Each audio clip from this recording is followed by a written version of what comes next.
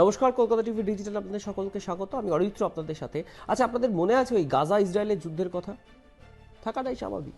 বেশ কয়েক বছর ধরে এই গাজা আর ইসরায়েলের মৃত্যুমুখী যুদ্ধ চলছে এবং এখনও গাজাতে মৃত্যু মিছিল অব্যাহত। ইসরায়েলি বাহিনীর আক্রমণ মুহুর্মুহু হচ্ছে, কখনো অল্প কখনো বেশি, কিন্তু মানুষের মৃত্যুর হার কিন্তু বেড়েই চলেছে এবং যুদ্ধ পরিস্থিতির মতো একটা পরিস্থিতির সৃষ্টি হয়েছে সেই দেশে। কিন্তু তার মধ্যেও সেখানে একটা ভালো খবর আসছে। বলবো সেই খবর, পুরো ভিডিও আপনাদেরকে দেখতে হবে। কি খবর আসছে? এই মৃত্যু মিছিলের দাগ গায়ে নিয়ে নতুন জীবন শুরু করেছেন। কারা শুরু করেছেন? 54 দম্পতির গণবিবাহ অনুষ্ঠান ওই যুদ্ধক্ষেত্র গাজায়। হ্যাঁ, যুদ্ধক্ষেত্র বলছি তার কারণ মুহুর্মুহু ইসরায়েলের যে আক্রমণ, সেই আক্রমণে কার্যত ধ্বংসস্তূপ হয়ে গেছে। কিন্তু জীবন যুদ্ধে বেঁচে থাকার লড়াইয়ে হার মানতে নারাজ গাজার মানুষজনেরা। ধ্বংসস্তূপের মধ্যে থেকেও তারা জীবন যুদ্ধের হাল ছাড়তে নারাজ। দীর্ঘ 2 বছর ধরে টানা যুদ্ধ সংঘাত, কিন্তু এই সব কিছুর মধ্যেই যেমনটা বললাম আপনাদেরকে, মন ভালো করা খবর, গণবিবাহ। ঠিক কি জানা যাচ্ছে যে অনিশ্চিত জীবনের মধ্যে থেকেই নতুন জীবন শুরু করেছেন এই 54 জন দম্পতি। যুদ্ধবিধ্বস্ত গাজা উপত্যকায় অনুষ্ঠিত হয়েছে গণবিবাহের অনুষ্ঠান।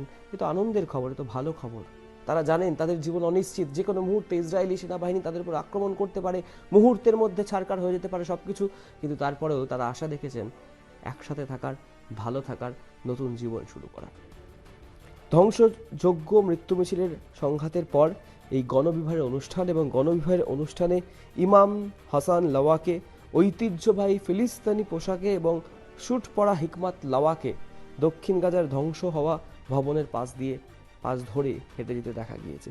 ঠিক একইভাবে এই পোশাক পরেই অন্যান্য দম্পতি যারা ছিলেন তারাও হাঁটছিলেন। কাছের মানুষদের হারানোর যন্ত্রণা তাদের বুকে চিনচিন করছে। তারপরেও কিন্তু তারা নতুন জীবন শুরু করেছেন। বলে রাখা ভালো যে এই যে যুদ্ধবিধ্বস্ত গাজায় গণবিবাহের অনুষ্ঠান, 54 জন দম্পতির মধ্যে 27 বছর বয়সী ফিলিস্তিনি যুবক যুবতীও ছিলেন। ওই যার নাম বলছিলাম, লাওয়া এবং হিকমাত লাওয়া, এবং একই সাথে ইমান হাসান লাওয়া।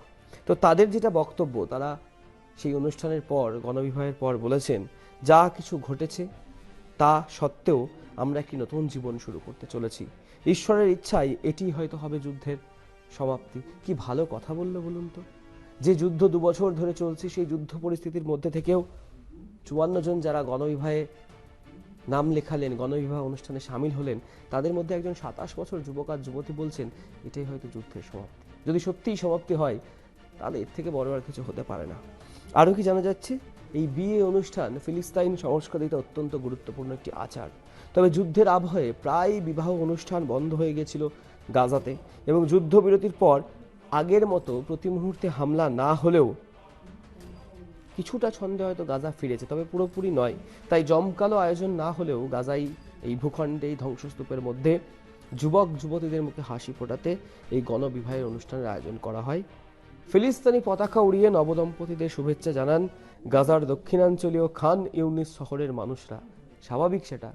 এবং একই সাথে বিয়ের খবর খুশি করলেও 20 লাখ বাসিন্দার বেশিরভাগই কিন্তু এখনো বাস্তুচ্যুত। অর্থাৎ একটা যুদ্ধবিধ্বস্ত দেশে 54 জন দম্পতির বিবাহ অনুষ্ঠান, একদিকে যেমন সেই দম্পতিদের মধ্যে থেকে কেউ বা বলছেন হয়তো এটাই যুদ্ধের সমাপ্তি, আবার একাংশের মানুষজন কিন্তু এখনো বাস্তুচ্যুত। তবে ওই যে বলে, অন্ধকারের মধ্যেও একটু আলো খুঁজে পাওয়া, এই ঘটনাও হয়তো তাই গাজার ধ্বংসস্তূপ বা গাজা ভূখণ্ডে।